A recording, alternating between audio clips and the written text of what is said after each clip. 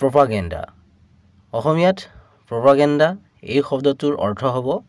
প্ৰচাৰ বা অপপ্ৰচাৰ অৰ্থাৎ এনেকুৱা তথ্য আৰু ধাৰণা যিটো মিছা বা বঢ়াই দাঙি ধৰা হ'ব পাৰে যাৰ ব্যৱহাৰ ৰাজনৈতিক নেতা দল আদিৰ সমৰ্থন লাভৰ বাবে কৰা হয় অহা এই দুটা বাক্যৰ সহায়ত আৰু বেছি ভালকৈ বুজি লওঁ The enemy propaganda was spreading false information শত্ৰুৰ অপপ্ৰচাৰে ভুৱা তথ্য বিয়পাইছিল